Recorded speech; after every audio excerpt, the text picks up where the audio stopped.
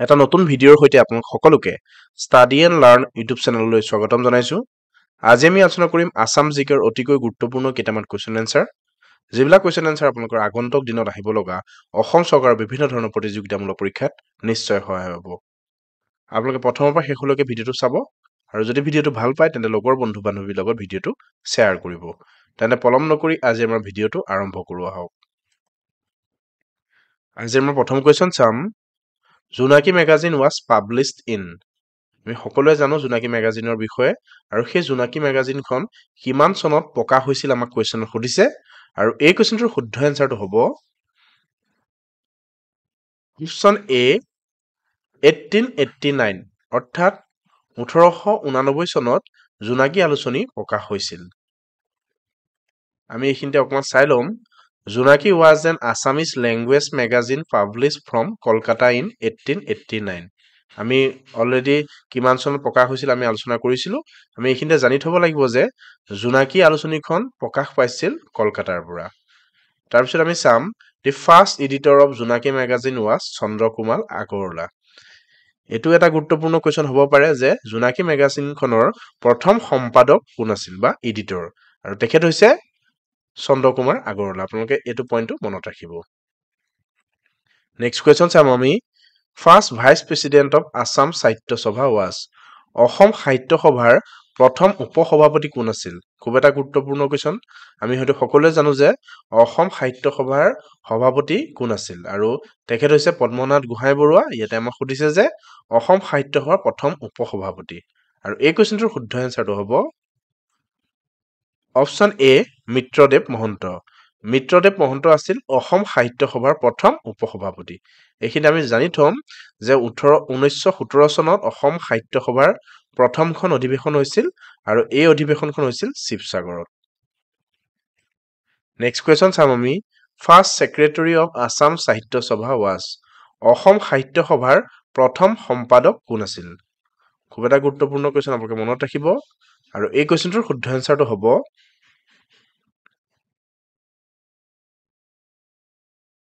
Option B Sarat Chandra Goswami. অসম সাহিত্য সভাৰ প্ৰথম সম্পাদক আছিল শৰৎ চন্দ্ৰ গোস্বামী। নেক্সট কুৱেশ্যন চাম আমি। First Assamese novel written by Padmanath Gohain Baruah is. Padmanath Gohain বৰুৱাই প্ৰথম অসমীয়া উপন্যাস হৈছে, আৰু এই কুৱেশ্যনটোৰ শুদ্ধ এনচাৰটো হ'ব, আমি সকলোৱে মনত ৰাখিব লাগিব যে আমাৰ ফাৰ্ষ্ট আছামিজ নভেলখন হৈছে Bhanumati. So' option B is the correct answer, আৰু সেই উপন্যাসখন ৰচনা কৰিছিল বা লিখি উলিয়াইছিল পদ্মনাথ গোহাঁই বৰুৱাদেৱে। নেক্সট কুৱেশ্যন চাম আমি। The first Assamese romantic poem Bon Kunwari was written by. প্ৰথম অসমীয়া ৰোমান্টিক কবিতা বন কুঁৱৰী কোনে ৰচনা কৰিছিল? খুব এটা গুৰুত্বপূৰ্ণ কুৱেশ্যন, আপোনালোকে মনত ৰাখিব, আৰু এই কুৱেশ্যনটোৰ শুদ্ধ এনচাৰটো হ'ব অপশ্যন বি চন্দ্ৰকুমাৰ আগৰৱালা। প্ৰথম অসমীয়া ৰোমান্টিক কবিতা হৈছে বন কুঁৱৰী, আৰু এই বন কুঁৱৰীখন ৰচনা কৰিছিল চন্দ্ৰকুমাৰ আগৰৱালাদেৱে। আপোনালোকে মনত ৰাখিব। নেক্সট কুৱেশ্যন চাম আমি। দি ফাৰ্ষ্ট আছামিজ চনেট প্ৰিয়তমাৰ চিঠি ৱাজ ৰিটেন বাই। আমি গম পালো যে প্ৰথম অসমীয়া চনেট আছিল প্ৰিয়তমাৰ চিঠি, আৰু এই প্ৰিয়তমাৰ চিঠিখন কোনে ৰচনা কৰিছিল আমাক কুৱেশ্যনত সুধিছে, আৰু এই কুৱেশ্যনটোৰ শুদ্ধ এনচাৰটো হ'ব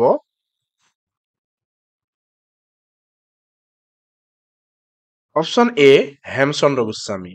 প্ৰথম অসমীয়া চনেট প্ৰিয়তমাৰ চিঠি ৰচনা কৰিছিল হেমচন্দ্ৰ গোস্বামীয়ে। নেক্সট কুৱেশ্যন চাম আমি। The first Assamese short story Seuti was written by. প্ৰথম অসমীয়া চুটি গল্প সেউতী কোনে ৰচনা কৰিছিল? খুব এটা গুৰুত্বপূৰ্ণ কুৱেশ্যন, আপোনালোকে মনত ৰাখিব, আৰু এই কুৱেশ্যনটোৰ শুদ্ধ এনচাৰটো হ'ব অপশ্যন চি লক্ষ্মীনাথ বেজবৰুৱা। আমি গম পালো প্ৰথম অসমীয়া চুটি ছবি হৈছে সেউতী, আৰু এই সেউতীখন ৰচনা কৰিছিল লক্ষ্মীনাথ বেজবৰুৱাদেৱে। নেক্সট কুৱেশ্যন চাম আমি। The first Assamese children magazine was. প্ৰথম অসমীয়া শিশু আলোচনীৰ তলত উল্লেখ কৰা কোনখন? আপোনালোকে মনত ৰাখিব, আৰু এই কুৱেশ্যনটোৰ শুদ্ধ এনচাৰটো হ'ব অপশ্যন এ ল'ৰা বন্ধু। প্ৰথম অসমীয়া শিশু আলোচনীখন হৈছে ল'ৰা বন্ধু। নেক্সট কুৱেশ্যন চাম আমি। The first female president of Assam সাহিত্য সভা ৱাজ। প্ৰথম সাহিত্য সভাৰ প্ৰথমগৰাকী মহিলা সভানেত্ৰী কোন আছিল? আমি পুৰুষ সভাপতিজনৰ বিষয়ে আলোচনা কৰিছিলো আৰু এতিয়া আমাক কুৱেশ্যনত সুধিছে যে প্ৰথম অসমীয়া মহিলা সভানেত্ৰী কোন আছিল অসম সাহিত্য সভাৰ? আৰু এই কুৱেশ্যনটোৰ শুদ্ধ এনচাৰটো হ'ব option D Nalinibala Devi.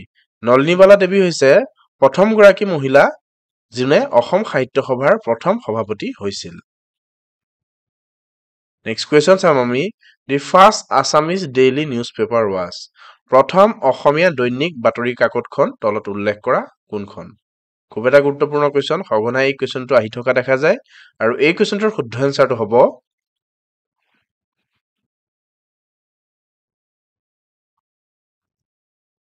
Option A দৈনিক বাতৰি। প্ৰথম অসমীয়া দৈনিক বাতৰি কাকতখনৰ নাম হৈছে দৈনিক বাতৰি। নেক্সট কুৱেশ্যন চাম আমি the first Assamese female film director was. প্ৰথম অসমীয়া মহিলা চলচ্চিত্ৰ পৰিচালক কোন আছিল? খুব এটা গুৰুত্বপূৰ্ণ কুৱেশ্যন, আপোনালোকে মনত ৰাখিব আৰু এই কুৱেশ্যনটোৰ শুদ্ধ এনচাৰটো হ'ব অপশ্যন এ, সৰি ইয়াত ডাবল টিক হৈ গ'ল। এই কুৱেশ্যনটোৰ শুদ্ধ এনচাৰটো হ'ব option A Suprabha Devi. Option এটো শুদ্ধ হ'ব আৰু এইত আছে আমাৰ সুপ্ৰভা দেৱী। প্ৰথম অসমীয়া মহিলা চলচ্চিত্ৰ পৰিচালক হৈছে সুপ্ৰভা দেৱী। নেক্সট কুৱেশ্যন চাম আমি ফাৰ্ষ্ট প্ৰেচিডেণ্ট অফ আছাম সাহিত্য সভা ৱাজ। আমি এই বিষয়ে আলোচনা কৰিছিলো। প্ৰথম অসম সাহিত্য সভাৰ প্ৰথমজন সভাপতি কোন আছিল? আৰু এই কুৱেশ্যনটোৰ শুদ্ধ এনচাৰটো হ'ব option C Padmanath Gohain Baruah. Next question চাম আমি first Borgeet Mon Meri Ram Charanehi Lagu was composed by Sankardev at. আমি সকলোৱে জানো মন মেৰি ৰাম চৰণেহি লাগু এই বৰগীতটি শংকৰদেৱৰ দ্বাৰা বিৰচিত আৰু ইয়াতে আমাক সুধিছে যে শংকৰদেৱৰ প্ৰথম বৰগীত এই মন মেৰি ৰাম চৰণেহি লাগু তেওঁ ক'ত ৰচনা কৰিছিল? খুব এটা গুৰুত্বপূৰ্ণ কুৱেশ্যন, আপোনালোকে দুইটা পইণ্ট মনত ৰাখিব। শংকৰদেৱৰ প্ৰথম বৰগীত হৈছে মন মেৰি ৰাম চৰণেহি লাগু আৰু তেখেতে এই বৰগীতটো ক'ত ৰচনা কৰিছিল? আৰু এই কুৱেশ্যনটোৰ শুদ্ধ এনচাৰটো হ'ব অপশ্যন এ বদ্ৰিকাশ্ৰম। এই বৰগীতটো তেখেতে বদ্ৰিকাশ্ৰমত ৰচনা কৰিছিল। নেক্সট কুৱেশ্যন চাম আমি Assam has common boundary with how many Indian states. ভাৰতৰ কিমানখন ৰাজ্যৰ লগত অসমে উমৈহতীয়া সীমা ভাগ বতৰা কৰে? খুব এটা গুৰুত্বপূৰ্ণ কুৱেশ্যন, আপোনালোকে মনত ৰাখিব আৰু এই কুৱেশ্যনটোৰ শুদ্ধ এনচাৰটো হ'ব অপশ্যন চি 7 ষ্টেট। ভাৰতবৰ্ষৰ 7খন ষ্টেটৰ লগত অসমে নিজৰ উমৈহতীয়া সীমা ভাগ বতৰা কৰে। ধন্যবাদ। ইমানলৈকে আপোনালোকে আমাৰ ভিডিঅ'টো চোৱাৰ বাবে আপোনালোক সকলোকে অশেষ ধন্যবাদ থাকিল। আগন্তুক দিনত আমাৰ গুৰুত্বপূৰ্ণ ভিডিঅ'বোৰ পাবৰ বাবে আমাৰ চেনেলটো ছাবস্ক্ৰাইব কৰি ৰাখিব আৰু আজিৰ ভিডিঅ'টোৰ পৰা যদি আপোনালোকৰ অকণমান হ'লেও লাভ হৈছে বুলি ভাবিছে তেন্তে লগৰ বন্ধু বান্ধৱীৰ লগত ভিডিঅ'টো শ্বেয়াৰ কৰিব।